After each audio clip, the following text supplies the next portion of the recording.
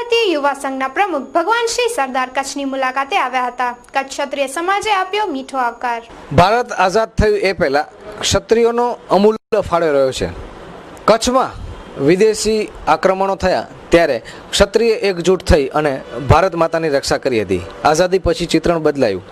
ક્ષત્રિયોની જે શહાદત છે, ક્ષત્રિયોના બલિદાનને કદાચ ભૂલી પણ જવાયું. વાત કરીએ આઝાદીની, તો આઝાદીમાં પંચવર્ષીય યોજના તો કદાચ સરકારને બાંધકામ પાછળ જ વેડફી નાખવી પડી હતી, પરંતુ રાજા મહારાજાઓ ક્ષત્રિયોના જે બાંધકામો હતા એ મકાનમાં જ આપણી સરકારની જે તે કચેરીઓ શરૂ કરવામાં આવી.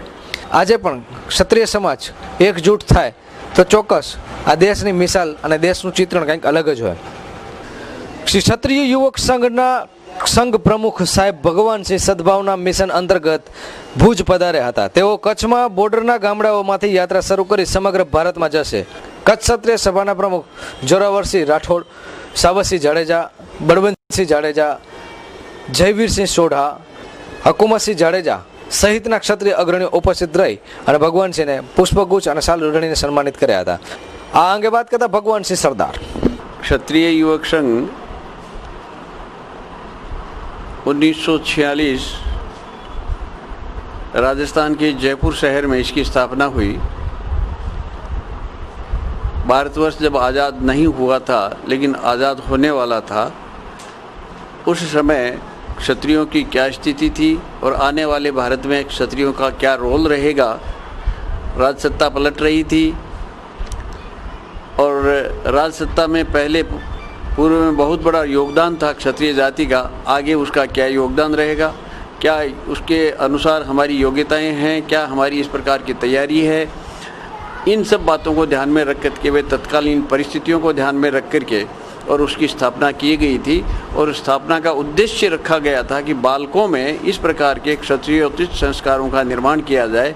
वो कहीं भी पढ़ते हों, कहीं भी नौकरी करते हों, लेकिन क्षत्रियों के संस्कार यदि उनमें नहीं आए तो राजसत्ता भी आ गई तो वो उपयोगी नहीं हो सकेगी. राजसत्ताएं तो आती है जाती है, लेकिन क्षत्रियोचित संस्कार उनके अंदर होना चाहिए जिसमें अपने धर्म की रक्षा कर सकते हैं, अपनी मर्यादाओं की रक्षा कर सकें, अपने देश की रक्षा कर सकें. इस प्रकार की भावना का जो संचय करना, उसमें संचारित करना उन बालकों में, और उन बालक जब वो बड़े हो जाएंगे तो खुद इस काम को समझ करके दूसरी जगह इसको फैलाएंगे. तो शुरू में ये प्रारंभ हुआ था जयपुर राजस्थान में, और 10 साल बाद में गुजरात में पूज्य स्वर्गीय हरि सिंह जी बापू इस संस्था को यहाँ लेकर के आए. भावनगर में पहला शिविर लगा था, तब से लेकर के यहाँ भी इसी प्रकार के कार्यक्रम होते रहे हैं. इस भुज, कच्छ भुज में भी पहले शिविर लगे हैं.